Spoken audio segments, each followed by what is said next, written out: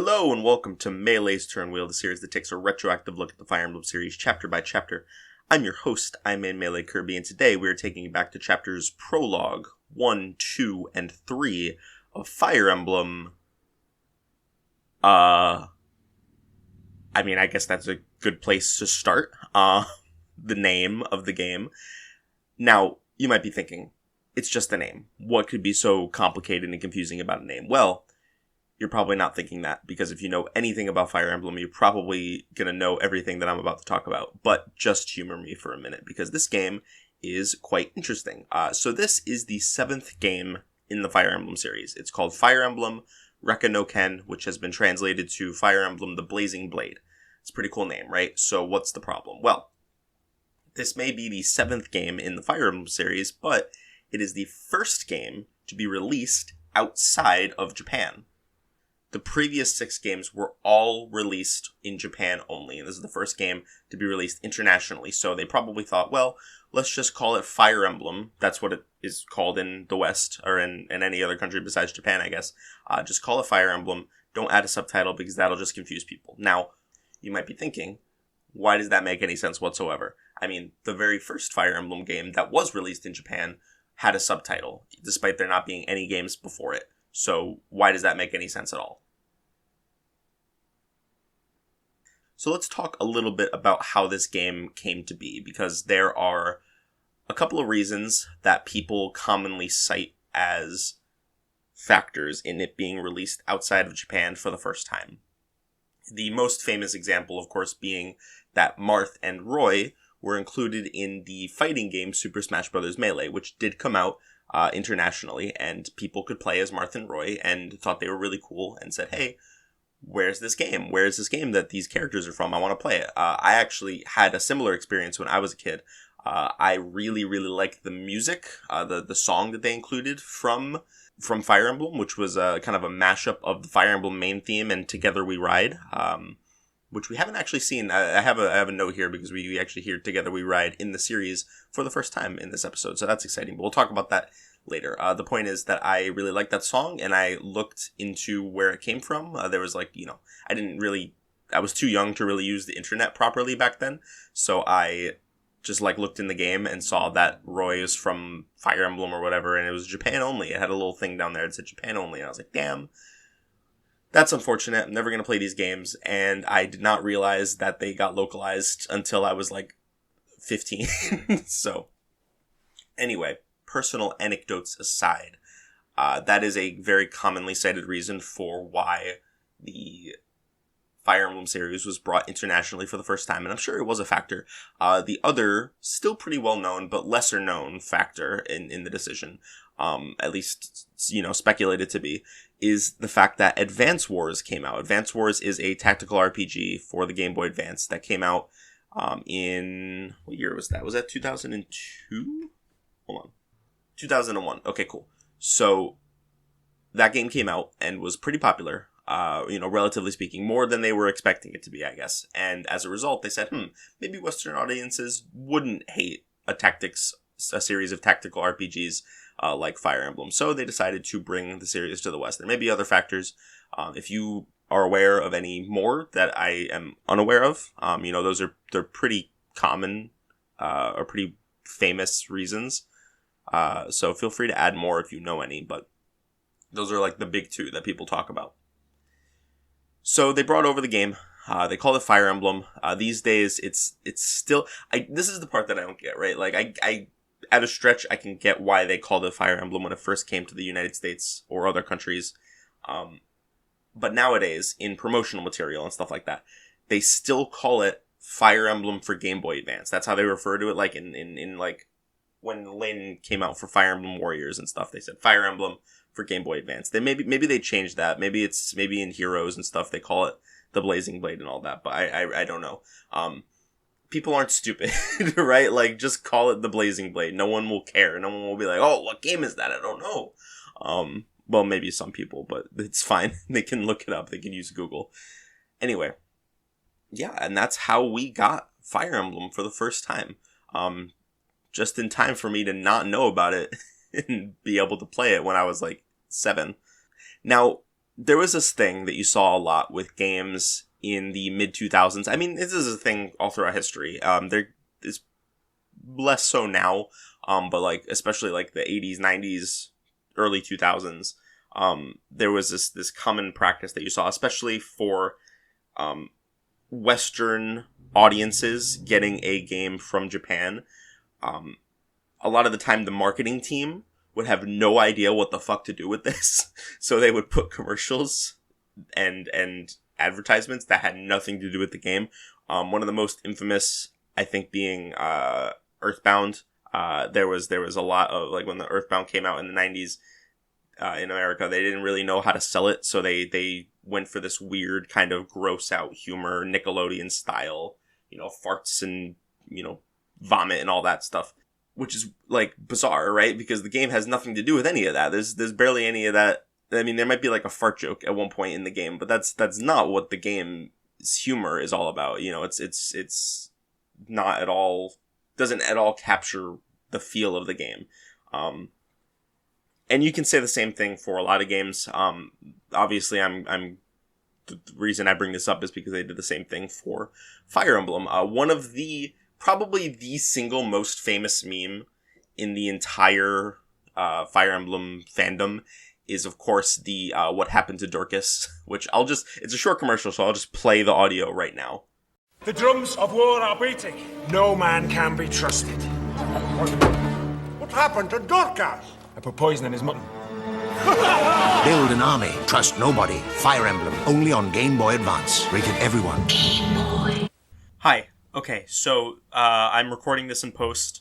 I went to go get the audio for that commercial, and I found something that I had not expected.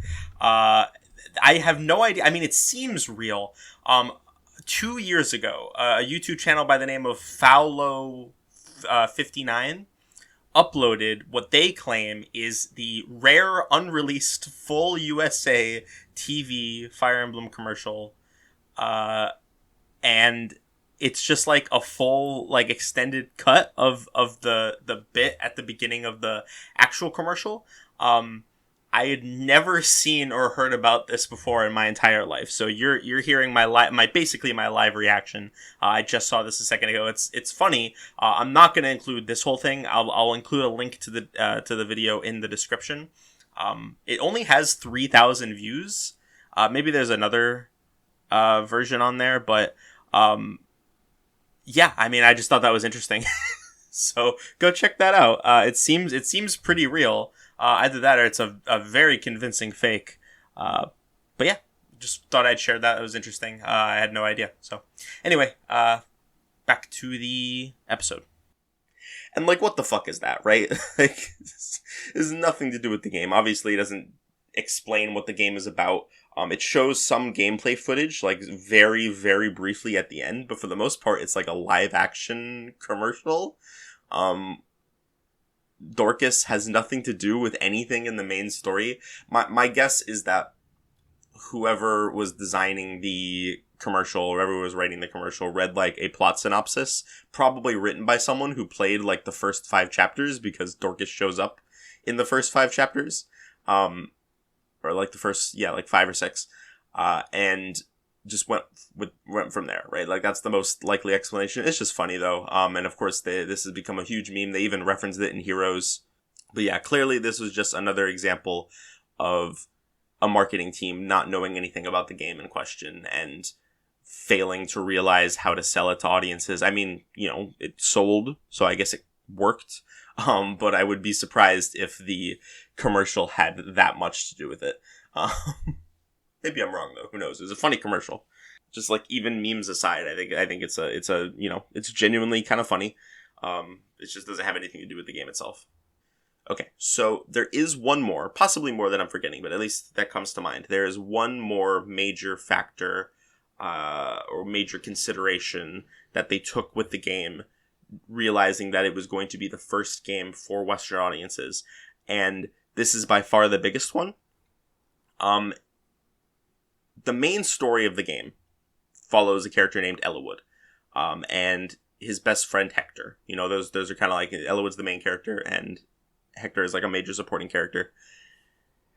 At one point, they decided that they were going to include a third character named Lynn. And that Lynn was going to have technically 12, but like 10 numbered chapters that take place before the main story of the game, in which you play as Lynn and you go through a more or less completely unrelated sub-story. And the idea was that it would teach you the mechanics of the game. It was like an extended tutorial, and I have no problems necessarily with tutorials in video games. There are more eloquent ways to teach players about mechanics, right? Like there's a whole like Ego Raptor video on this stuff.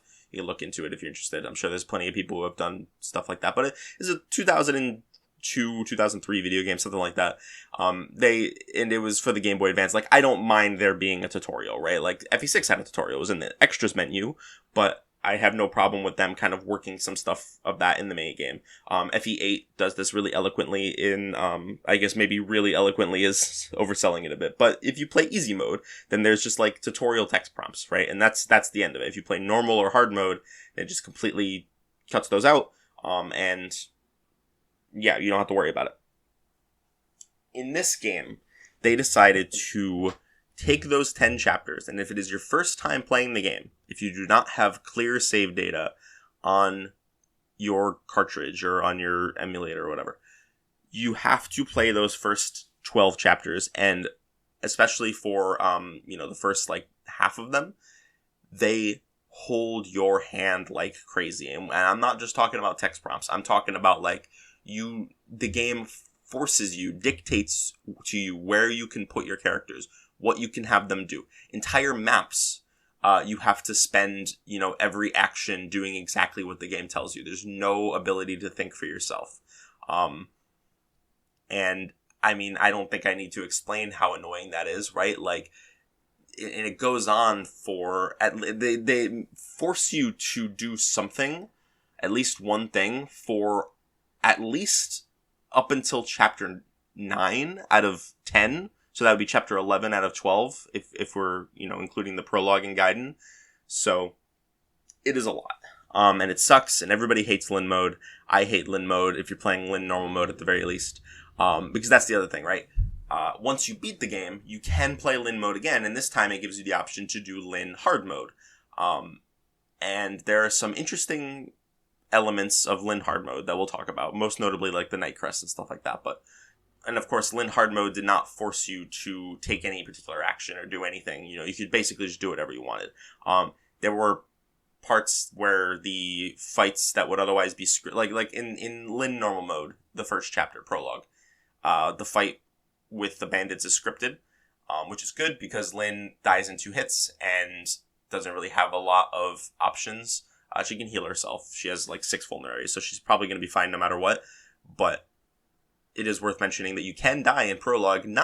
It's not even that hard if you're just like not really paying that much attention, which is funny because they stop scripting the fights and you die in 2 hits, so it's not too terribly hard.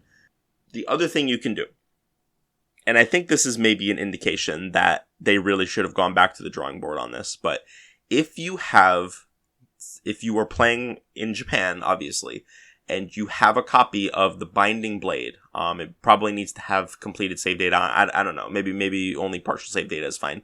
But if you connect that with a Game Boy link cable to your copy of FE7, then you can skip Lynn mode entirely, which you can do also on repeat playthroughs. If you want to do a second playthrough, you can just skip straight to Ellawood or Hector mode. Hector mode, I don't know what came first, Lynn mode or Hector mode, but we'll talk about Hector mode later.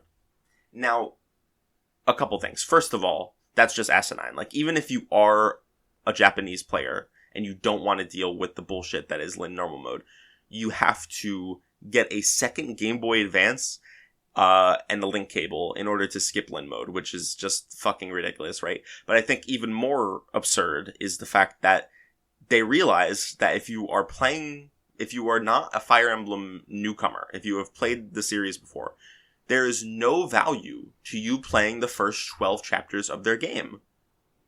Like, how ridiculous is that, right? Why put this time making a 12 chapter long tutorial And honestly, there is some stuff in Lin mode that I like, and we'll get to that. Even within this episode, there's some stuff that I like about Lin mode. But then just saying, you can skip it if you are a Fire Emblem veteran. You can just skip right over it. There's content that is locked behind. There's content in Ellawood and Hector mode. I think just Hector mode actually, that is locked behind playing Lin mode, and it's just such a sloppy system. Like I really don't get it at all. Like why design it this way? They could have very easily made Lin mode a little bit more fleshed out, and eased off on the tutorial, quite a bit. Maybe do like an FE8 style text prompt thing, and then just have it be part of the main game. Why not? I hate Lin mode as much as the next guy, but I don't think it's particularly controversial to say that with a few relatively minor changes, it could have been fine. Maybe not great, but it could have been fine. They could have easily worked it into the main game, and it wouldn't have been a chore, and it just would have been fine, right? So why didn't they? Well, they weren't thinking, I guess. I mean, it's I don't know how accurate this is. Obviously, I'm not in the mind of the developers, but it is a common, I guess, half joke that Japanese game developers, especially making, like strategy games and things like that, just think that Western audiences are dumb. Which, fair enough, I guess, but it's like, come on, man, we're not that stupid. Like, I played my first Fire Emblem game was FE8. I played that game. First of all, I had the wherewithal to understand, I don't know how to play this game. I've never played this game in my life. I'm going to play easy mode because there's a description next to easy mode that says it teaches you how to play the game, right? And I was like, okay, I want to learn how to play the game. It put the onus on me to pick for myself, which I think is good enough.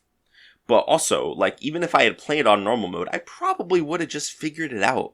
It's not that complicated of a game series. I do think it's harder than some people give it credit for. I talk to a lot of my friends and stuff who are like, oh, this game's easy, that game's easy. And I think it's really easy to forget that for someone playing the series for the first time, or even a series veteran who's just not particularly strategically minded, these games can be pretty hard. And if you don't know, like, like my favorite example of this is always Conquest Chapter 10, right? Because that is one of my favorite chapters in the entire series. And I love it so much. It's really hard. It's really challenging. And then I'll go online and there'll be people who are like, actually, Conquest Chapter 10 is easy if you just do it this exact way. And it's like, bro, wow, that's crazy. You found a good strategy in the strategy game and it made the map easy? Wow, that's insane, bro. Good job. But to a certain extent, Fire Emblem is a solved game, right? Like, we know what units are best. We know what strategies are best. And if you play those strategies, then you're gonna have an easier time, right? But for somebody who isn't thinking about those strategies, or who, like me, knows about those strategies and just doesn't want to do them, right? Like, when I played Conquest Chapter 10, I'm not fucking skipping that shit. I'm playing it the hard way because it's more fun, right? So I think I'm kind of going on a tangent here, so to get things back on track, my point is just that Fire Emblem is hard sometimes. It's even the easier games, they can be challenging if you don't know what you're doing, or even if you're just kind of like not following the solved, map strategies and things like that. Not to say that there's, there are some Fire Emblem games that are easier than others, and where multiple strategies will get you to the path, get you to the end pretty easily. Right, so it's not just like, oh, every map has like one solution, and that if you know it, it's easy. No, it's not. I don't mean to imply that, but people underestimate how hard Fire Emblem can be, I guess, is just my point. Because if you're in it, it's not that hard, but it's not so hard where I feel like I need someone to tell me every mechanic down to like the very basic, concepts. Move onto a house and press talk or visit to speak to the person inside the house. That's something that they tutorialize in this. Or just like move up to an enemy and press the attack button and you will do damage. Like, anyone could figure this out. Like I could figure this out if I was 5. Like, it's a weird. They spend time on weird things, I guess. Okay, I think that's enough of an introduction. In case it wasn't obvious, we are going to be playing Lin mode. I considered making the number of chapters that I play in each episode a bit higher so that we can get through Lin mode in only 2 episodes, but I decided against it. I want to keep it to 3 to 5. I want to keep it in that 3 to 5 range. So we're going to be playing 4 chapters, then 4 chapters, then 4 chapters, and get out of Lin mode in 3 episodes. So well, past that is where we're going to have some interesting stuff to do. But okay, now let's go ahead and talk about that question from last episode, which was, who is your favorite Christmas Cav duo? Or just favorite individual Christmas Cavs? I wasn't really picky about how you answered the question. At SuperUserPerson4, I'm going to start off with the best one. At SuperUserPerson4 says, Mario and Luigi, my favorite Christmas Cavaliers. When is the Mario X Fire Emblem fan game coming out? Because I know that I want to play as Mario and Luigi as my Christmas Cavs, Princess Peach as my Lord, all that good, Wario as like the villain that you recruit like halfway through the game or whatever. It would be peak fiction. I think we all want that to a certain extent. At Maverick X70 says Alec and Noish, fun couple of characters. I think Alec in particular is a funny guy. I think they're funny just because they're so like comically bad. They're probably some of the worst Christmas Cavs out there, except for like Kane and Alva, I guess. But at Arrowman850 says Arcus and Crease. Someone's gonna have to explain that joke to me because I don't get it. In fact, I know this person, so maybe I'll just ask them to explain it, but I don't get it. It's probably, you know what, Arrow, it's probably extremely funny, and you're really cool and handsome and awesome, so good job. And then finally, at Tellius Bias says Kent and Sane. Lin's crew really saves that part of the game by adding some needed levity in between all the basic tutorial maps. And I could not agree more. We'll talk about that, how much soul this group of character has. Oh, I said finally, didn't I? But I did forget somebody. I got a tweet from someone. I gotta find it. Okay. At Ufel says, for my Christmas Cavs, I'm going to say my favorite red Cav and green Cav. Favorite red Cav is Ford. While gameplay leaves something to be desired, his supports are so fun, and being a good older brother to Franz really appeals to me since I have 2 younger brothers. And speaking of 2 younger brothers, my favorite green Cav is Oscar. Having to take care of his brothers and all his banter with them really warms my heart, and he is also just really funny in his supports. Also pretty good in his gameplay too. So yes, great choices. Ford, I'm not really on the Ford train. I don't hate him as much as a certain famous Fire Emblem YouTuber, but I don't really have much of a strong opinion on him. I do really like Oscar though. Okay. I'm going to go ahead and give my favorite. I thought about this before, but now I'm blanking. Anyway, I'm going to give my favorite duo, like my favorite duo as in my favorite pair in terms of their interactions, right? So my favorite in that sense would be Sane and Kent. I think they're very funny. I think they bounce off of each other really well. I really like their support with each other. I think they're just great. It's a grand old time. Now, are either of them individually my favorite red Cav or my favorite green Cav? I would say no. My favorite red Cav is honestly maybe Kane, because I really like how well they managed to characterize him in a game with such little dialogue. I think, the fact, one of the most iconic death quotes in the series, one of my favorite quotes in the entire series is Prince Marth, tell them I did not run, which is just so fucking good, so raw. You can just feel like his emotion behind that. It's so cool.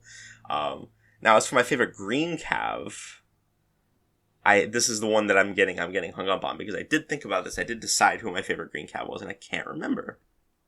I think it depends on how purist you want to be with who counts as a Christmas Cav, right? Because some people consider Saizo and Kaze to be a set of like the Christmas Cavaliers, quote unquote, of fates, which I would agree with personally. I think that they should fit. Oh, I'm looking at the wiki page right now, and I understand the joke now is from Tearing Saga. Krace and Arcus are from Tearing Saga, so just throwing that out there.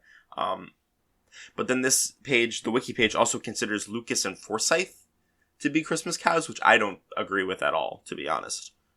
So, depends on how purist you want to be with the whole thing.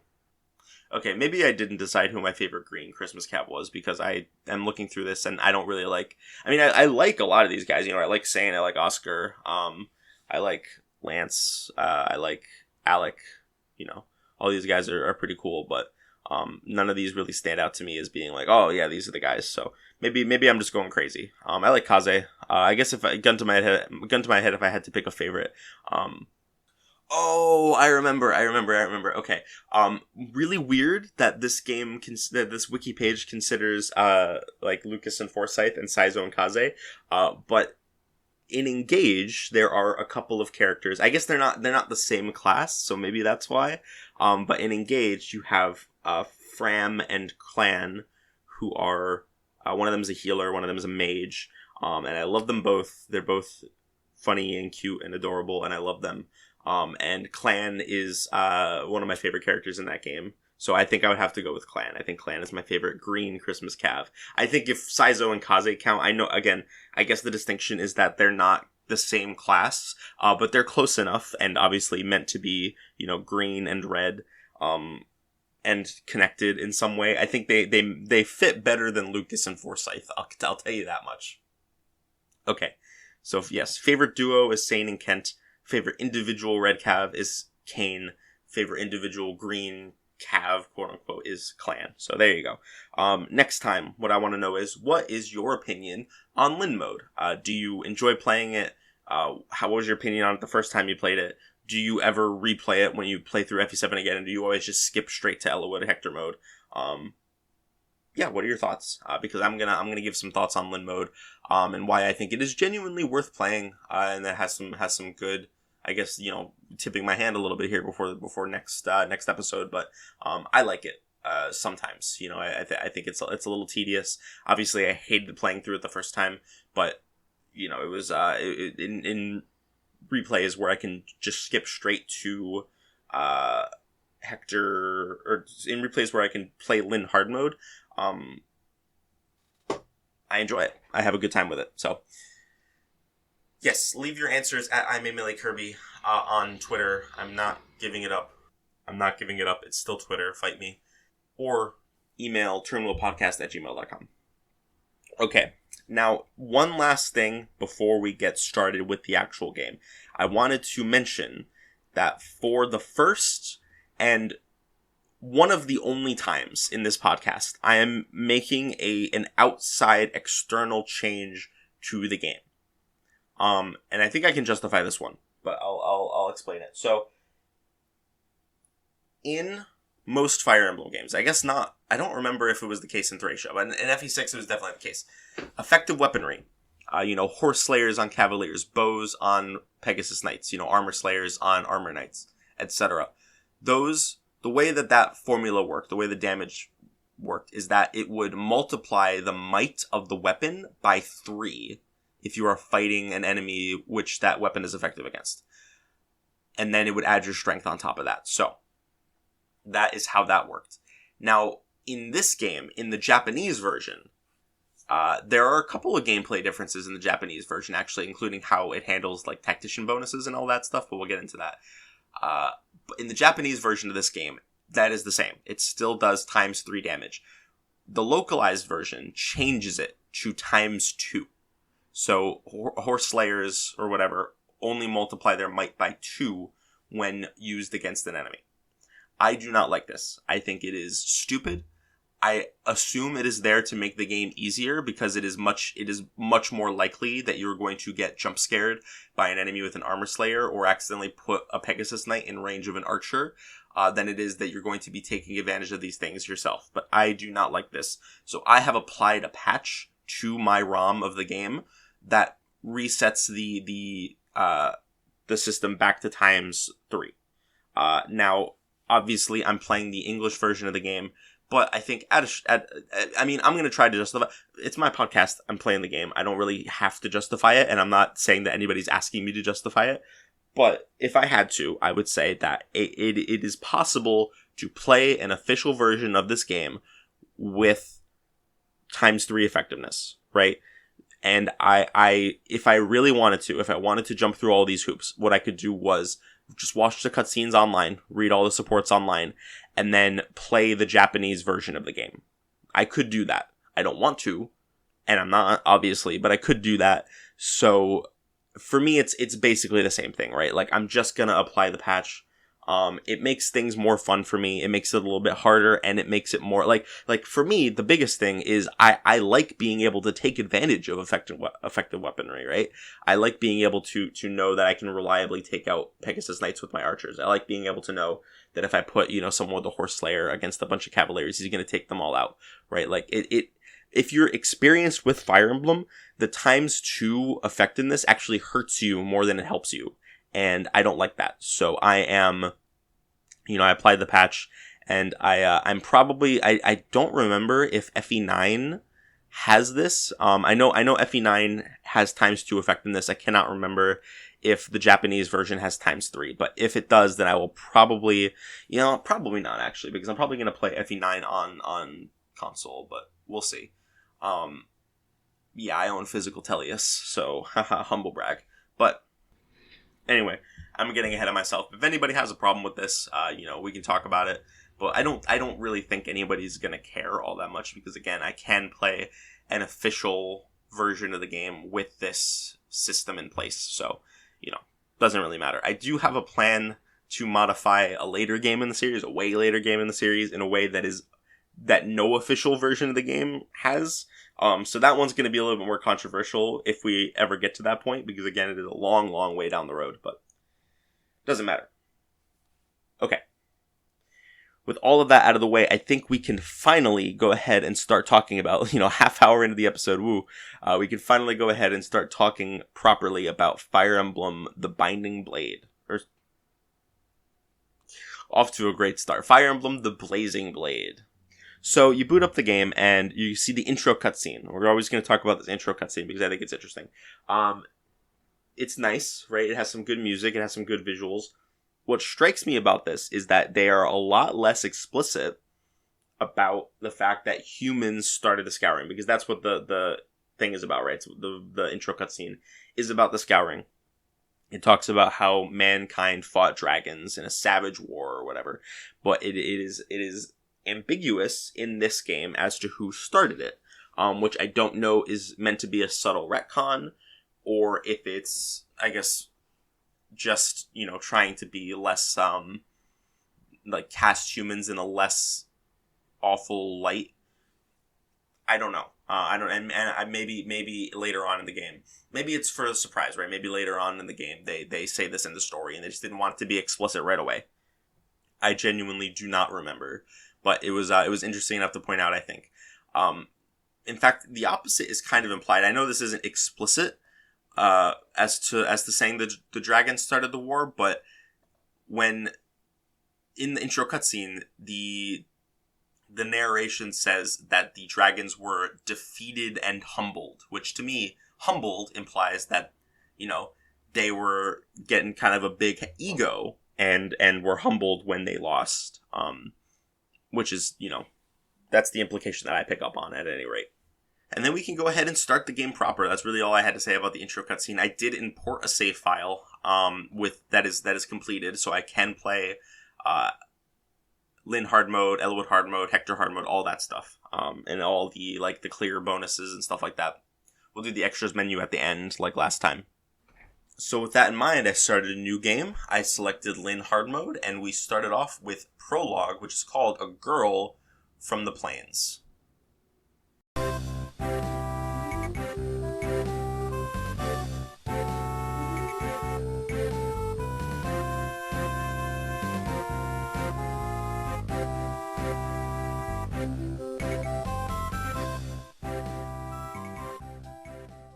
Before anything else, you are asked to design a tactician. How did I go through an entire half hour of preamble before getting to the fact that this game introduced, technically, the avatar system to the series? This was a concept that was introduced in this game, obviously, not in the same way that it was in later games, right? They did revisit this decision eventually in FE12, and then, of course, FE13 made it a mainstay in the series, and it has not gone away since, except in the one remake that has come out between those. Now, the way it works in this game is that your character is not a force in the gameplay at all. Well, not entirely true, but he's not a playable unit is what I mean.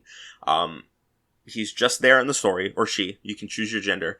And it asks you to pick your gender, your name, and your birth month, which determines your affinity. Now, affinity is easily the most important part of this from a gameplay perspective. Depending on the affinity you pick, characters with the same affinity as your tactician will get small bonuses given to them depending on how good of a tactician you are. There's a system that the game uses to keep track of your skills as a tactician. They're called tactician stars, and the more you have of them, the better of a tactician you are, and also the more of the bonuses that characters that share your affinity get. So, the bonuses are very negligible. It doesn't really matter. In fact, there's a way you can play this game without even making an avatar. I think if you start with Eliwood or Hector mode, then you can just skip the tactician creation entirely, and the story does not need you to be there, which I think is a huge element of the tactician that in this game that is different from the later games, where the tactician is the avatar is so integral to the story.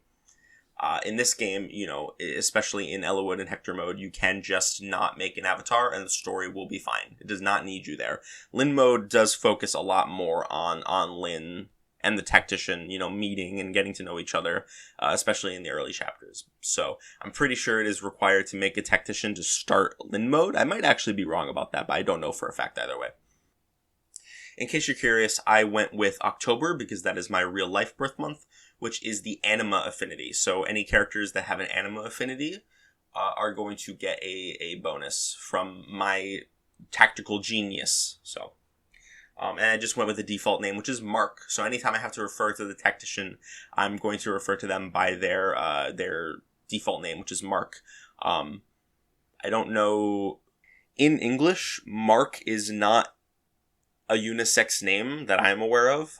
So I'm pretty sure it's the same, even if you're a girl. What I think maybe happened here is that in Japanese, the name Mark, M-A-R-C, or maybe not just in Japanese, maybe in other cultures as well, is a unisex name. We know this because Morgan, from Awakening, their Japanese name is Mark.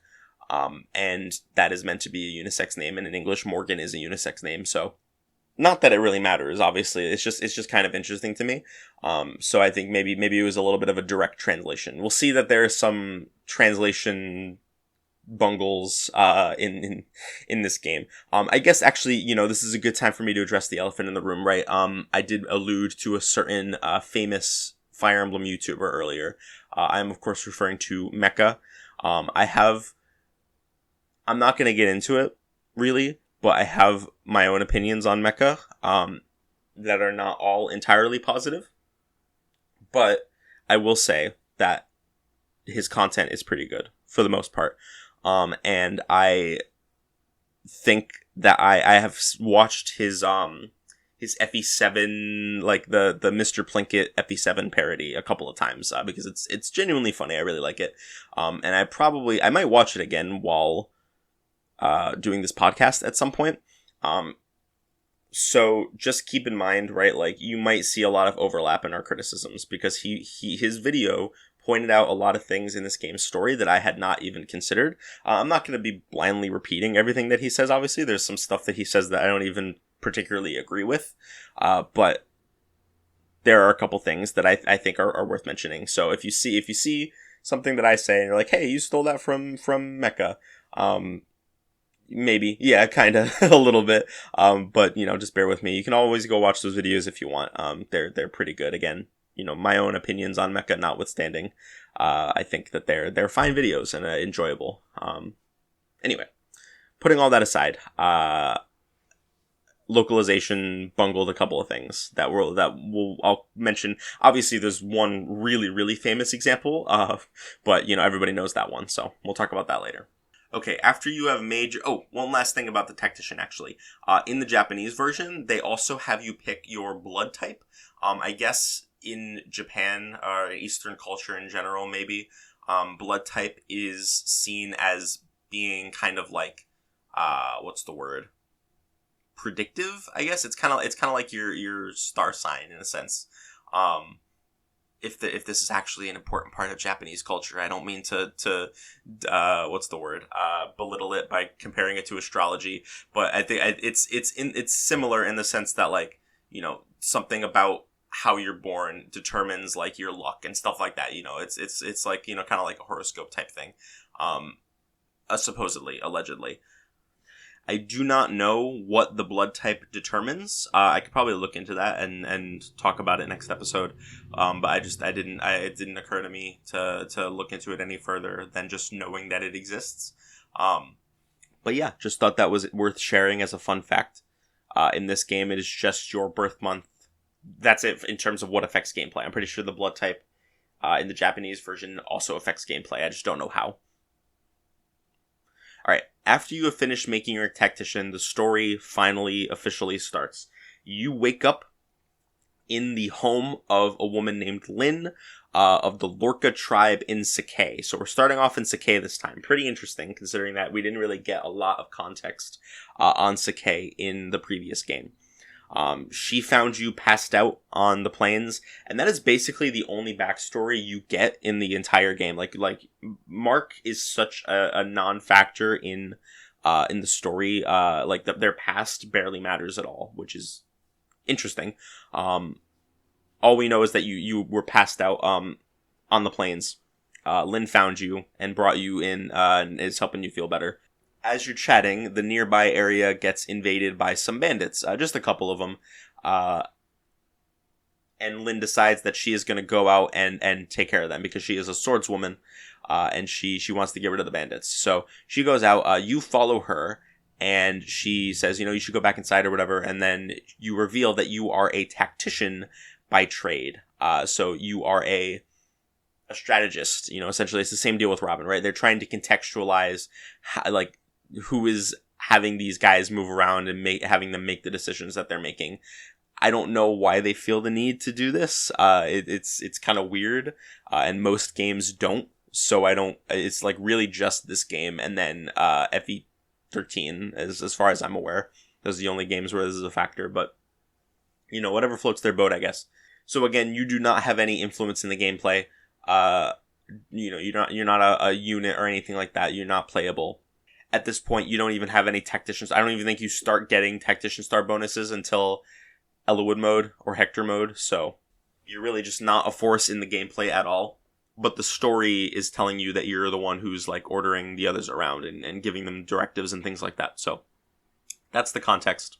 So yeah, really, really basic first map to start out here. You just have to go around and kill a bandit, and then you go and kill another bandit, and that's it. It's an open field. There is some terrain, I think, but you never have any reason to take advantage of it, because, you know, it's only 2 enemies. This is like the tutorial map to end all tutorial maps. There are other prologue tutorial maps in the series that are like way better than this. I mean, obviously, you know, FE6 Chapter 1 is a pretty good map. It's like it's a real proper map. But even like FE8 prologue, or is like better than this. I think FE9 prologue is maybe about the same. It's just weird. I don't really like maps like this. There's just nothing. There's nothing to say, right? Like you just walk from point A to point B and kill a couple enemies. So that's really all there is to say about this. But let's talk about Lynn. Lynn as a character, obviously, we're gonna go into her in more detail in a little while, or in a later episode, I should say. But in terms of gameplay, she's pretty interesting. She is not good. I'm just going to go ahead and get that out there. If you're a Lynn fanboy, I'm sorry. I like Lynn too. I like using Lynn. I think she's a fun unit, but she's not very good. She is basically a Myrmidon. She is considered a lord, right? In terms of her class name, she has a unique class and all that. But in terms of, she is sword locked, and she is a, you know, fast but frail and not very strong character. So she's basically a Myrmidon. And in a game like FE6, and I think this is like actually the first really good indication of how this game differs from FE6 on like a fundamental level. This game is much, much, much, much easier than FE6, and a lot of the ways that enemy stats are distributed make it very different. Basically, this is, I've explained the difference before between an enemy phase focus game and a player phase focus game. I'm not going to get super into it right now, but suffice it to say that this is very much an enemy phase focus game. The enemies are weak, and the fastest way through maps a lot of the time is to take a strong unit and put them in the middle of a group of enemies, and then the enemies will attack you, and you will retaliate on them and kill them. Now, the problem with Lynn is that she is not only very frail, so she can't take very many hits on enemy phase, she also only uses swords. So anytime that there is a bow user, a magic user, anybody with a hand axe or javelin, they will attack her and she will not be able to attack back. 99% of the time, I guess, maybe if she's using a light brand or whatever, but that's not reliable. The idea is that she's meant to be a dodge tank, but there's so many lance users in this game. The weapon triangle is back, and it is a presence in this game that dodging reliably is just not something she's usually able to do. Like early game axe units, sure. But I mean, as I said, there are ways for her to die in these early game maps because like 30%, 36% displayed hit is what is that? Like 20 actual hit? That's not impossibly low, right? Like that's a 1 in 5 chance. It's not super unlikely that she's going to get hit even by axe units. And, if she's taking multiple of them on the same turn, she's probably going to die because she has, maybe not probably, but it's entirely possible because she's so frail. She takes such little damage, or takes so much damage, I should say. She's not a reliable dodge tank the majority of the time. So, unfortunately, just not really able to hack it as an enemy phase unit. Now, is she still fun? Absolutely. I use her a lot of the time. She can be a blast to use. Especially in a couple of chapters, we're going to get her personal weapon, the Manikadi, which makes her, a lot of fun to use on player phase. It's not reliable. And I don't want to lie and say that she's a good unit when she's just not. She's one of the worst lords in the series from a gameplay perspective, actually. In my opinion, at least. But she's still fun. I still totally intend to use her. I didn't even mention her strength, right? Her strength is so low on average. I have gotten some lucky strength level ups on her in these couple of chapters, so she's doing okay, but still not great. Still not great. All right. And then you go ahead and you fight this boss, and his name is Bada the Beast. And he's a fun meme because he's just a random generic bandit in prologue, and yet he's hyping himself up like this. We love a man with confidence. We get rid of him, and all is good in the world.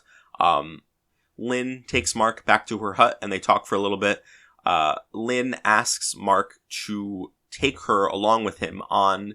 I'm saying him, I'm playing as a guy, just because I tend to choose the gender that is my own gender, when I have the choices of genders in video games. So I'm going to be referring to Mark as a him, but if you are playing a girl, obviously, switch the pronouns around, whatever. Lynn asks Mark to take her with him on his travels, because she wants to get stronger. And this kind of goes into Lynn's whole backstory, which is that she was a member of the Lorca tribe of Sakai, and the Lorca tribe was almost entirely wiped out by bandits called the Talaver bandits, and her parents are dead. Most of her tribe is dead, and the ones that survived would not follow her because she's a woman. Her tribe is particularly old-fashioned, so they wouldn't follow a woman. So they all just kind of scattered, and now her tribe doesn't exist anymore. I guess she's living here on her own. And her goal, honestly, kind of based. Revenge is bad, guys. I'm just throwing that out there. But the fact that we have a good guy Fire Emblem protagonist whose goal, whose entire mission is explicitly revenge, and that is not necessarily, immediately shot down as a terrible idea. And we'll talk more about that later. But it's kind of interesting. It's neat, So she wants to become stronger so that she can eventually come back and take revenge on the Talaver bandits for what happened to her tribe. And she goes into more detail later. But basically, Mark says yes, and that they're going to go on a journey just to get stronger. That is their goal at this stage in the game. It quickly changes, obviously, but for now, that is what they want. And so they set off, and they head to Bolgar, which we do know, that was a place in FE6, which is, like a commercial hub. They want to stock up on supplies for their journey, basically. While they are there, and I guess, now we're moving into the next chapter, which is chapter 1, Footsteps of Fate.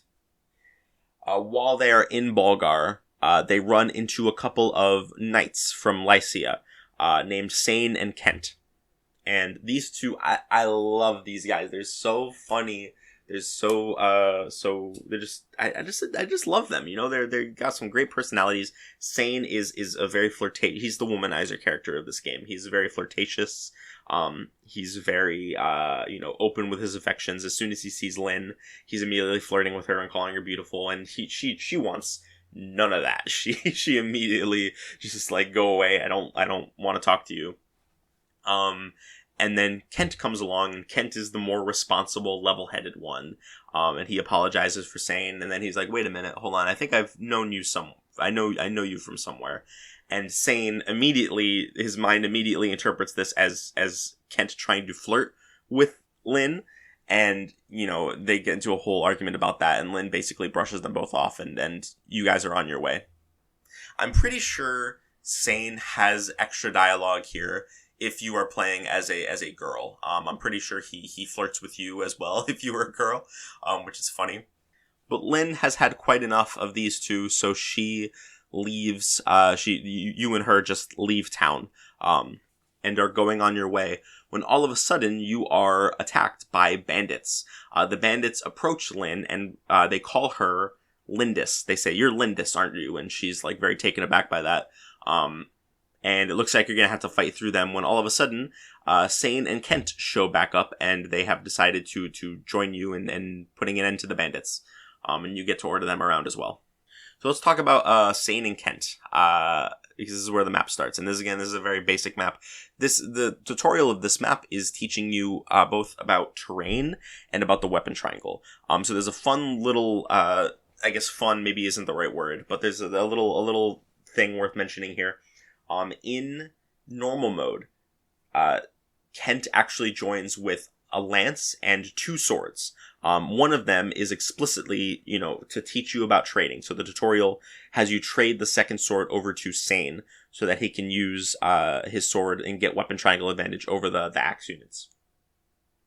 In hard mode, they get rid of that extra sword. He does not have an extra sword to give Sane anymore. So now Sane only has a lance, whereas Kent has a sword and a lance. So for a little bit, you're going to be out of luck if you want Sane to use. I'm pretty sure Lynn only has 1 sword as well for now. So you're going to be out of luck for a little bit if you want Sane, or if you want both of them to get experience, right? Then you're kind of out of luck, because then you're going to be fighting a weapon triangle disadvantage. Of course, you probably only want one of them to get experience anyway, which brings us to talking about the Christmas calves in this game, Sane and Kent. Now, these guys are in a very interesting position, and let's talk about why. So, Cavaliers in this game are very, very, very good. Paladins are excellent. Marcus, Isadora, these are all great. Whichever of these guys, having high movement, being able to rescue drop people, having access to both javelins and hand axes when you promote, because paladins can still use axes in this game. It's all great. And Sane and Kent are both very excellent characters in a vacuum. Of the two, Sane is the stronger of the two, whereas Kent, on average, has a little bit higher skill and speed. Now, if you remember, there was a very similar dichotomy between Alan and Lance in FE6. And in fact, most Christmas calves have this dynamic where one of them will be stronger, the other one will be faster and more accurate. That's generally how things go. Now in FE6, I made the argument that both of them had merit, right? Like, there were reasons to use Alan over Lance. There were reasons to use Lance over Alan. It really just depended on what you want. Most of the time, Alan is going to be better, especially if you're playing on normal mode. But there were legitimate reasons to use Lance as well, and I would definitely argue that Lance had reasons to be used. The biggest difference, right, is that Lance in FE6, The biggest one, of course, being that Lance was closer to doubling thresholds. Neither Alan or Lance double enemies at base on hard mode, but Lance is closer to doubling enemies. And in fact, I think he doubles enemies on normal mode, whereas Alan does not. So that's probably the biggest reason, right?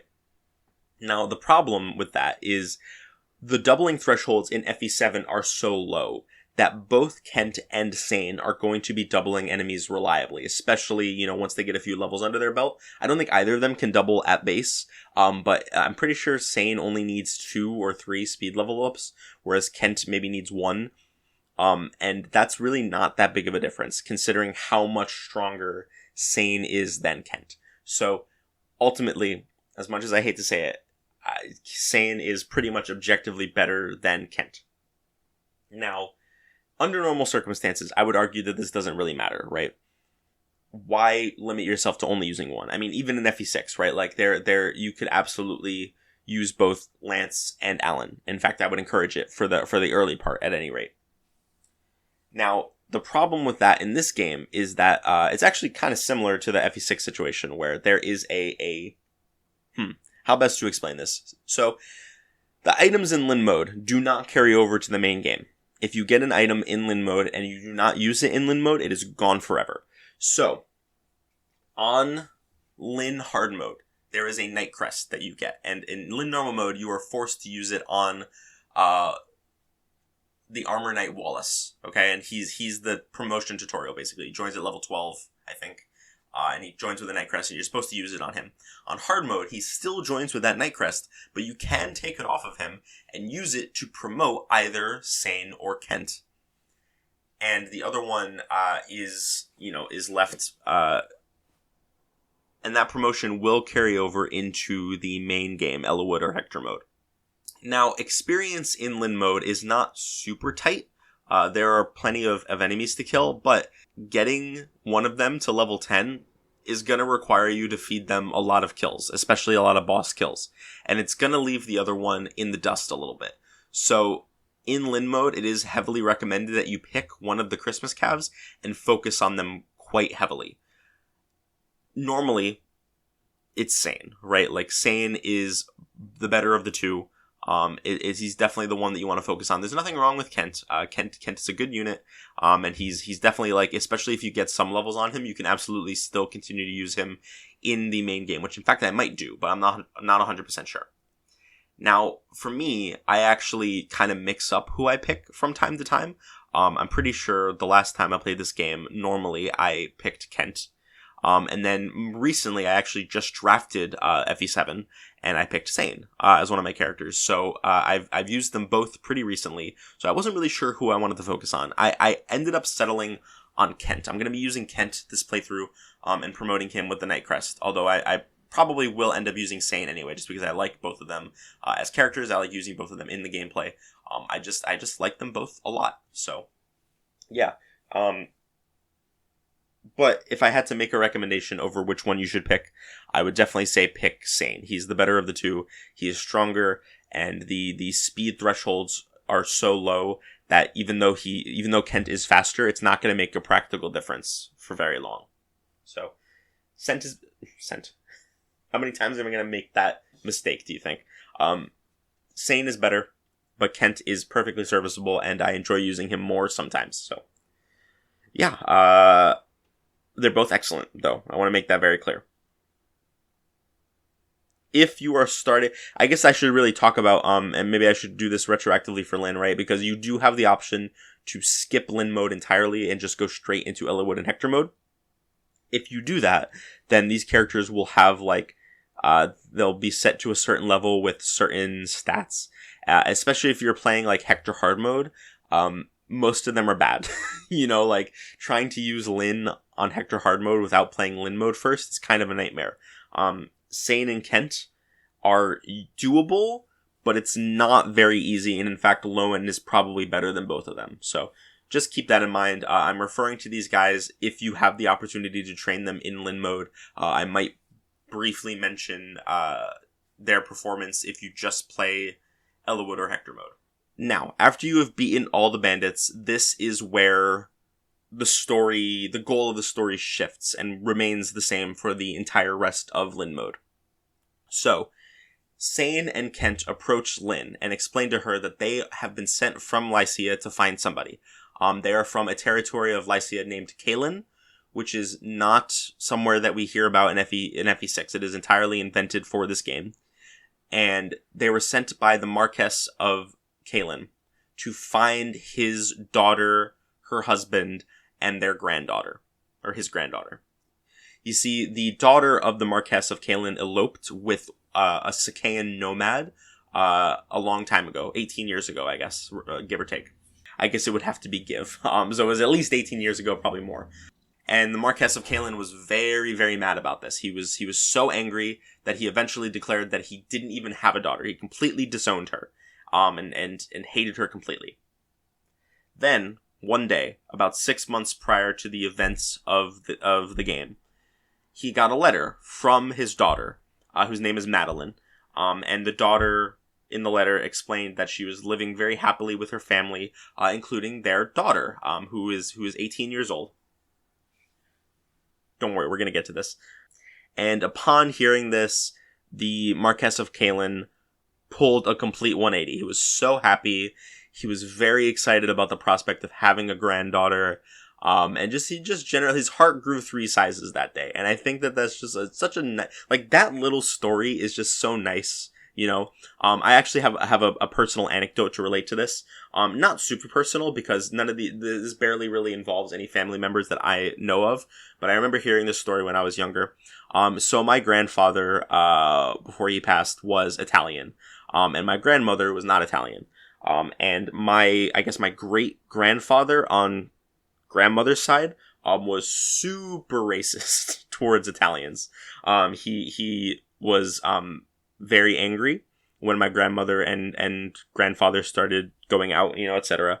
And apparently, right up to the very end, like walking my grandmother down the aisle to their wedding, was saying, like, you don't have to do this, you don't have to go through with this, you don't have to marry him, etc., etc. And in general, they just did not get along at all. That was until they had their first child. And when that happened, he apparently pulled a complete 180 and was a lot more open to the arrangement. It's just I just like hearing about stories like that. You know, they're cute, they're wholesome. You know, like people, I there's something about a new family member being brought in. You know, like a granddaughter or a grandson. In my own case, that just warms people's hearts and changes them for the better. Which I think is cute. You know, it's a nice little story about how people can change, and I think that's just good. It's a nice little story to have in there. Lynn believes them immediately, by the way, because they know what her real name. Her real name is Lindis, which only her mother and her father knew, because she's named after her grandmother, I guess. The Marquess's deceased wife was named Lindis. So now Lynn has decided that she really wants to meet her grandfather, because up to this point, for the past 6 months, she'd been alone in the world, because I guess her mom wrote that letter, and then like just a few days later was the bandit attack that killed them. So she's been alone in the world for, the past 6 months. And then now suddenly she realizes that she still has family left and that she wants to go and be with him. So she decides to go with Sane and Kent in order to meet her grandfather. And so, yeah, the three of them team up along with Mark and are making their way to Lycia, back to Kalin. Now, Lynn does mention, wait, those bandits knew my name was Lindis. How is that possible? And it turns out that there is a schemer involved here. The Marquess's younger brother, Lundgren, wants the throne for himself. And because he had no other kids, right, Lundgren was the heir to the throne. But now that Lynn is back in the picture, he sees that as like a challenge to his ambitions and et cetera, et cetera. He's not going to inherit the throne, basically, if she lives to meet her grandfather. So he's sending assassins after her. Which, classic, generic, medieval type story, but it's fine, it's fun. So yeah, we got Lynn, Sane, and Kent on the way to Lycia, and Lundgren sending goons to get in their way. Although for the next few chapters it is mostly just going to be unrelated bandits, but yeah, so we'll see how that unfolds. Next up, we have Chapter 3, which is called The Sword of Spirits. The setup for this one is pretty simple. They pass by like a shrine, and Lynn wants to go pray for a safe journey, basically. And as they're making their way there, the shrine gets attacked by bandits because they hear that there's a legendary sword in this shrine and that they want it. The leader of the bandits, his name is Glass. The gods fear his name. His swordplay is peerless. This game has a lot of like really good generic bosses. They're just very funny. They all think they're so cool. But so Glass gets his hands on the sword and he goes to pull it out of the scabbard and he can't, because the gods have judged him unworthy of wielding the sword. And so he decides that in revenge, he's just going to tear the whole shrine down. So Lynn, Sane, and Ken stop him. This chapter introduces a new system, breakable walls, which we did see in FE6. Breakable walls are a lot more reasonable in this game than they were in FE6. They only have like pretty much every wall in FE6, with a couple of very rare exceptions, had 100 health. Whereas in this game, they're all much more reasonable. I think this one only has like 30 health or something like that. So you have the option to break through the wall on the western part of the shrine and go in that way, or you can go down the mountains and go through the front door, or split your army up and go both ways, which is what I ended up deciding to do. And I just, I like it's minor, but it is something. It is game design. Is unlike the first couple of maps. It is game design, and it's all right. It's a nice little choice there that you can make. Pretty all right for a tutorial map. Very basic. Glass is extremely easy. He goes out in a couple of hits to one of your cavaliers with a lance. Basic stuff. After you beat him and you seize the throne, the bishop at the shrine lets you touch the Manikadi and like pray for a safe journey or whatever.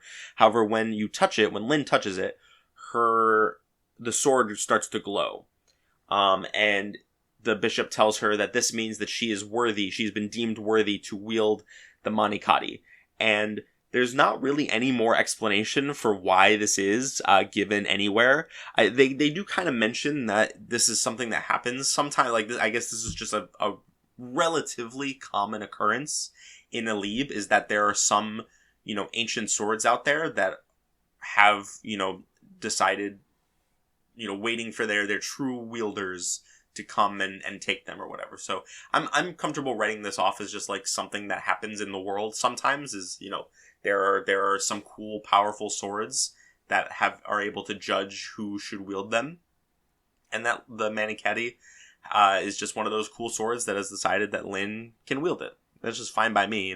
Doesn't really need any more explanation than that. I just think it's a little odd, I guess, because there's no you might think this is setting up something like some kind of reveal about her heritage or whatever, but no, she's just a minor noble lady from Kalen and Lycia. It's fine. It's not a big deal.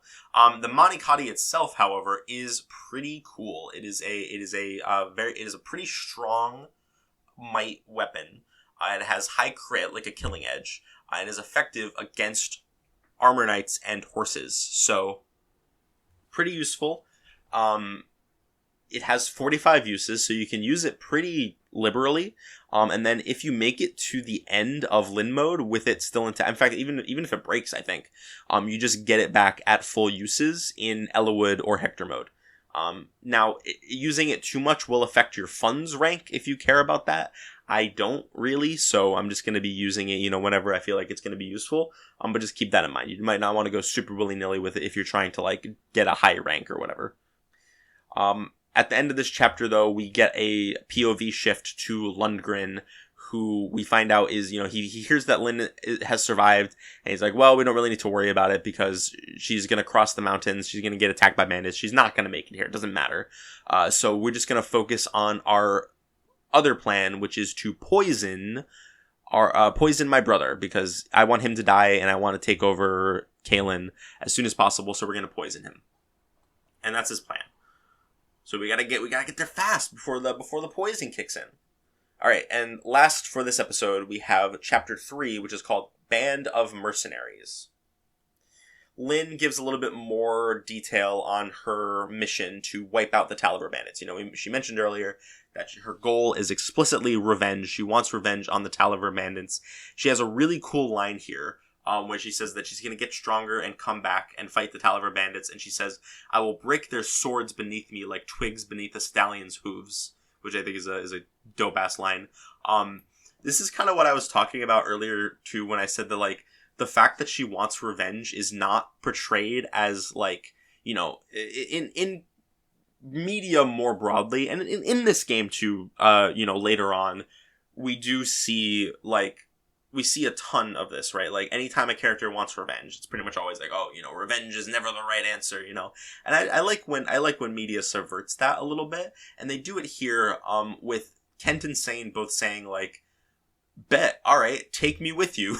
Like, when you come back and fight these guys, I want to be there. I want to fight by your side. Both Sane and Kent, feel that way, and you, as Mark, chime in and also say that you want to come along as well, which she's just made very happy by. I don't know. I think it's cute. This, talking about murdering all these bandits. I mean, like, they kill a lot of people, so I don't know if anybody's too put off by this, but, it's just a nice little, it's just a nice little scene that I enjoy. Oh, I did forget to mention this, actually. Lynn is aged up in this game. In the previous scene, I mentioned that she was 18 years old. In the Japanese version of the game, she's actually 15, and then a year passes between Lynn mode and Ellawood/Hector mode, so she would be 18 and then 19 in the English version, but in the Japanese version, she's 15 into 16. I mean, other than the fact that there's a lot of, like, she can die, I guess, I don't really see why they did this. It's not, like, this game doesn't really sexualize Lynn at all. A little bit. Okay, maybe not at all, but like a little bit. Relatively small amount compared to how later games treat some of their female characters. So I guess it's nothing wrong with it. I don't have a problem with it. It's an interesting they decided to do it here, as of all games. But I think the bigger thing is, like, it's the first Fire Emblem game. Some people might be put off by the fact that a 16-year-old or a 15-year-ld can, like, literally die in battle. I mean, of course it causes a game over, right? You can't just continue the story without her, but, Oh, I should mention that any character that dies in Lynn mode, does come back later. In Ellawood and Hector mode, they, like, retreat temporarily, and then in Ellawood Hector mode, they can die permanently. Mostly. They are unavailable to you for the rest of Lynn mode, but then they do come back later on, because a full year has passed, so I guess they've had time to recover from their injuries. Okay, now the main conflict of this chapter is that there is a young woman who accidentally lands her Pegasus she's a Pegasus rider. She lands her Pegasus on a bandit by accident, and they decide that they are going to kidnap her. And Lynn sees this, she comes upon this, and in fact she actually knows the young woman in question. Her name is Florina, and they're friends. She's a mercenary Pegasus Knight from Ilia. And she and Lynn apparently go way back. So Lynn decides to help her out. And yeah, they fight. The bandits decide that they're gonna force their way through and take the girl with her. And so with that, we have our chapter. This one is actually, like, it's like approaching being a chapter. You have to you're in a town. You're in a like a semi-destroyed town, and there are walls around. There are terrain and obstacles and stuff that you can you gotta figure out ways to get past. It's pretty cool.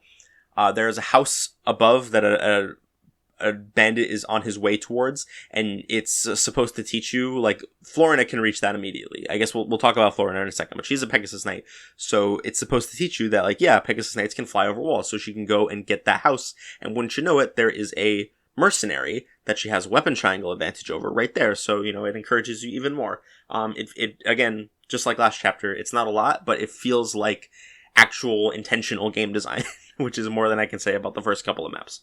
Florina is a Pegasus Knight, and she is very good, especially if you do Lynn mode, because there are stat boosters you can get in Lynn mode, namely an angelic robe and a energy ring, which boosts her strength by 2. that you can feed to her. I mean, you can feed them to anybody. I usually feed them to Florina because I really like Florina as a character. I really like using her in gameplay. I just love Pegasus Knights in general. I think they're like probably my favorite class in the series. I just really enjoy using them. So I'm probably going to use Florina. And it occurred to me that I have used a Pegasus Knight in every single game that we played up to this point. I used Aaron, not really Fee very much, but Aaron definitely in FE4. I used Kareen in FE5, and I used Shanna in FE6. So I'm thinking I might just use at least one Pegasus Knight in every single game. That sounds like it could be fun, but I'm getting ahead of myself. Pegasus Knights in general are characterized by a couple things. First of all, they can fly over obstacles and terrain, which makes them great utility units because you can pick up characters and you can fly them over obstacles that they might have a hard time getting around otherwise. They're very mobile. They cannot take advantage of terrain, which is maybe one of their only downsides, and they're weak to arrows. They're also generally pretty frail and not usually that strong. So they have their downsides as well. They're not like... They're always very good for the most part, I would say, but they're not brainless, which is kind of what I like about them. You know, you have to think about how you use them. Excuse me. You need to think about how you use them. You need to apply them mindfully without just throwing them in the middle of whatever. And if you do, then you can get a lot of use out of them. They're very the skill floor with them is higher than most classes, but the skill ceiling is also much higher than most classes. It's kind of why I prefer them to Wyvern Knights, because Wyvern Knights usually offer all the same benefits, except they typically have way fewer weaknesses, so it feels a lot more brain dead to just use a Wyvern Knight compared to a Pegasus Knight, but whatever, not that important. Anyway, I really like Florina. She's one of the best units in the game. Like, I think even without Lin mode, I think you can make the argument that she is like top 3 best characters in the game. It's like Marcus is probably number 1. And then it honestly might just be her right after that, to be honest. With Lin mode, I would say that does she like go up or down in the rankings in Lin mode? That's the question. I think with Lin mode, you could argue that Marcus is still stronger than her. And then you also have to contend with whatever Cavalier you decide to promote in Lin mode. So she might actually be only number 3 in if you factor in Lin mode, but I'm not sure. Decide for yourself. Leave a comment if you feel like it, or a reply on Twitter. And then of course there's always room to argue that she's top 1 in Lin mode. Like she's pretty good. She's really awesome. I really like using her. Okay, now the tutorial for this chapter is how to recruit units, and it teaches you that you can sometimes recruit units by visiting houses. There's a house you can visit here on turn 1 with Lin, and if you do so, you will find a guy by the name of Will, who comes out.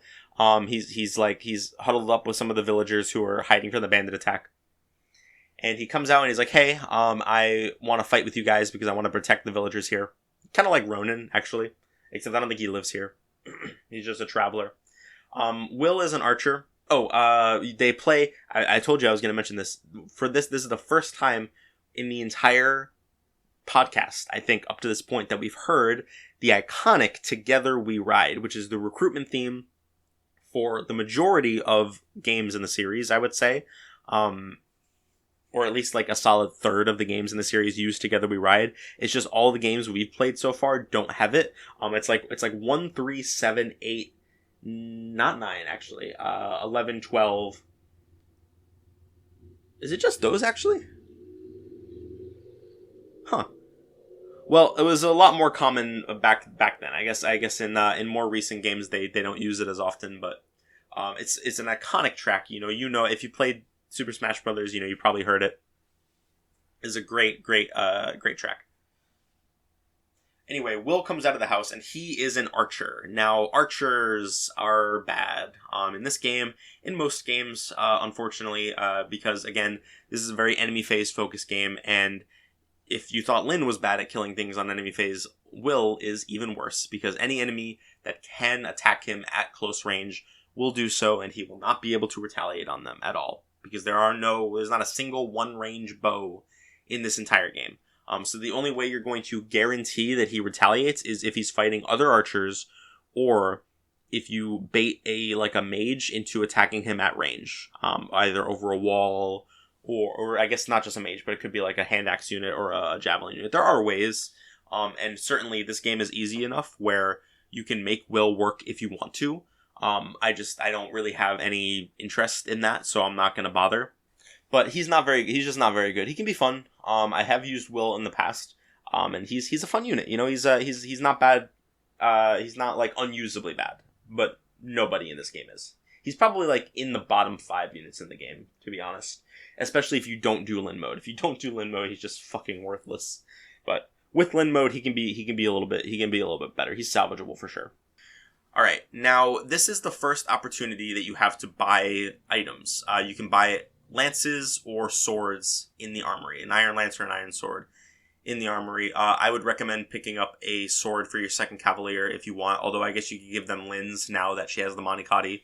But personally, I just like picking up a second sword here. You can also give Florina an iron lance if you want to. I didn't bother, but it's worth considering. She joins with a slim lance, and she can't really double reliably with an iron lance because her con is so low.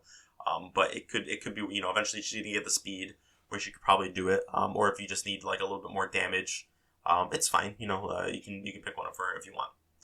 But they don't really sell a lot. The next armory we get in like chapter 5, I think, is gonna be more useful. Lin has a really good boss convo here, where she says like, if you're not one of the Taliver bandits, then there's no need for you to die today, which implies that if he was a Taliver bandit, she would just kill him without any hesitation, which again kind of goes into what she was saying earlier. It's worth mentioning that he's like, what, the Taliver bandits? Absolutely not. We're way like, even other bandits think the Taliver bandits are like crazy fucked up, which I think goes to show just how deranged they really are. If even other bandits are like, whoa, dude, I'm not a Taliver bandit, you crazy? That's just funny to me. Okay, then you beat the map, and they do some resolution here about like the whole Florina stuff.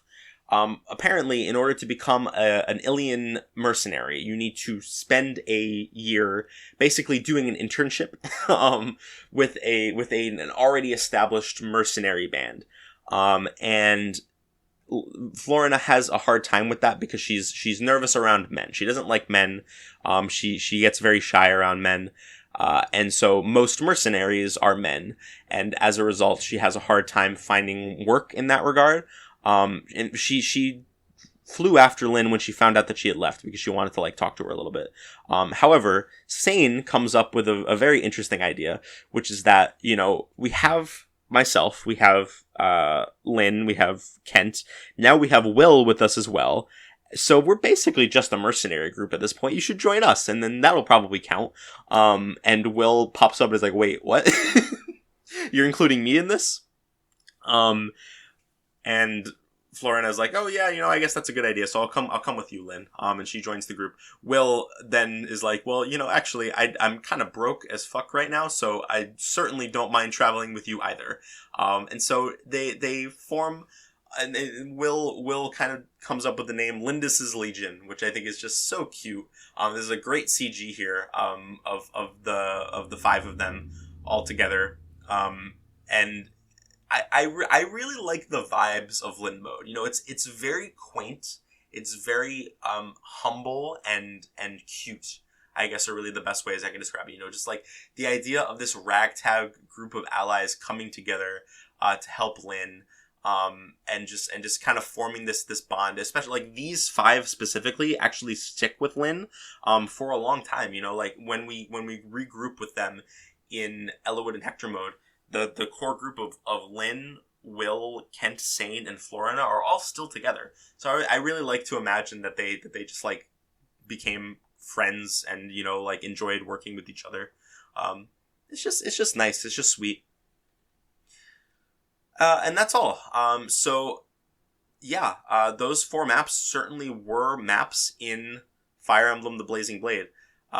Of course, none of these are going to hold up into the late game or even the mid game probably.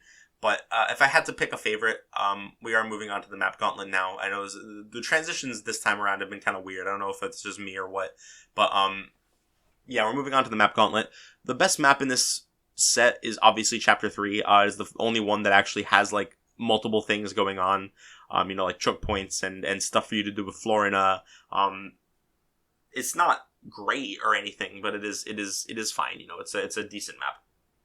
We have not gotten any Fire Emblem news about anything at all.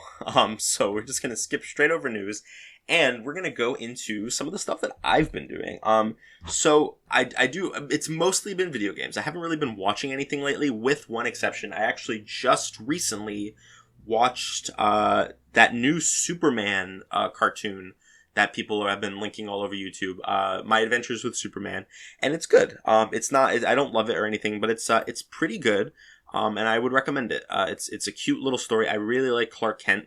I've never been much of a DC fan in general, but especially not Superman. Like, I don't have anything against Superman. It's just like all of the iterations that I've really like given a chance have just been so boring. But this is just like, it's a lighthearted comedy series about Clark Kent being like this like incredibly wholesome, adorable cinnamon roll of a enormous, built like a brick shithouse man. And of course, Tomboy Lois Lane, whoever came up with Tomboy Lois Lane deserves a medal. It's just great. It's just a fantastic little series. From the vibes, some of the conflicts. My only real criticism of that is that some of the conflicts are pretty contrived. They do a lot of those very generic superhero plots of like, oh, but did you know that like, what if he turns out that he's a bad guy? Even though he's like just the nicest fucking guy. Like the level of kind-hearted that this man is truly insane. There's stuff there's like, I'm not to spoil anything, but like there's some very contrived conflict over like the secret identity stuff that I don't think landed very well for me, but it's nice. I'd give it like a 7.5. If I had to give it a number. It's nice. It's cute. All right, now let's talk about games. So, I have played.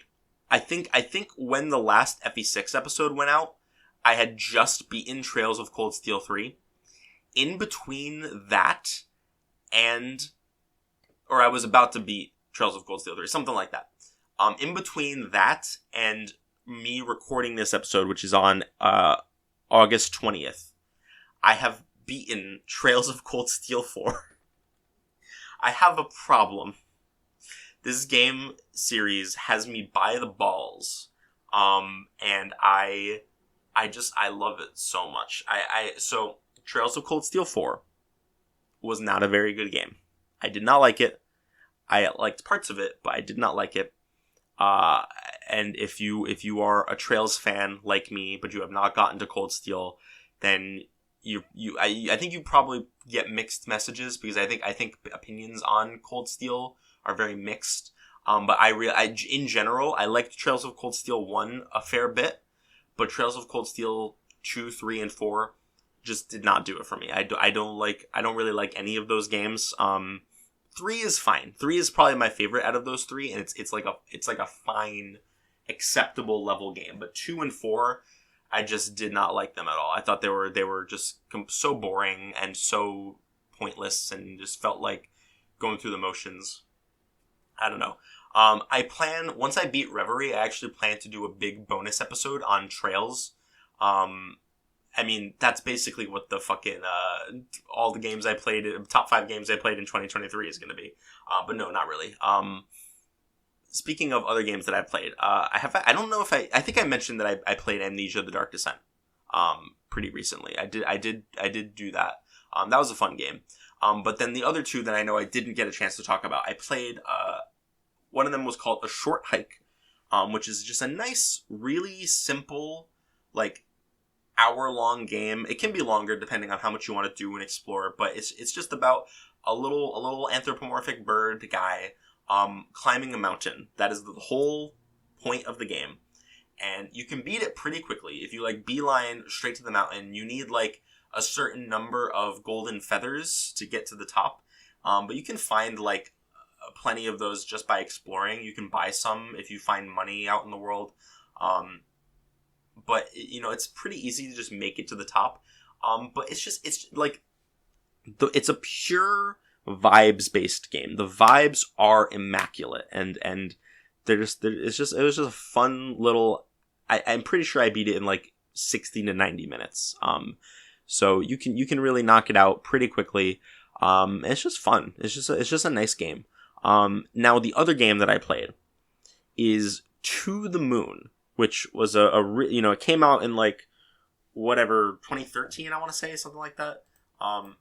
Pretty long time ago, 2011. So, but this like blew up the internet for a while it was around. And I think for good reason.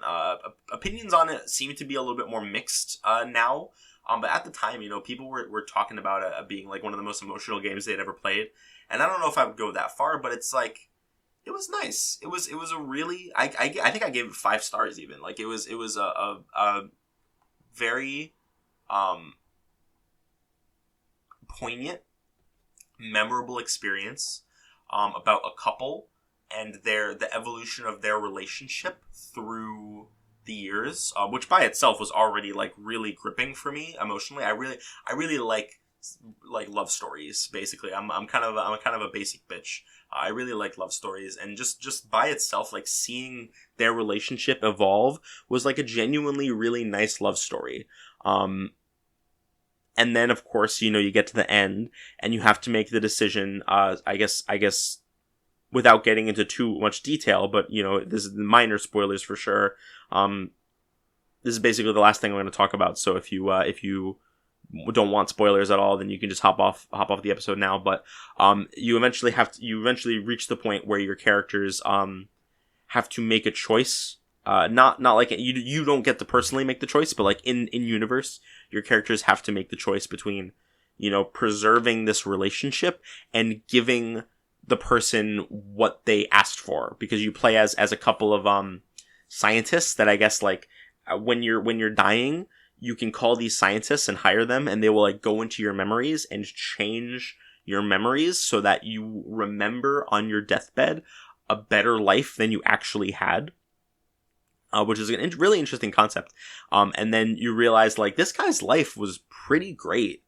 In some ways, right? Like he had this woman that he loved, and you realize that in order to give him what he asked for, you would have to change some things that would arguably make him less happy overall.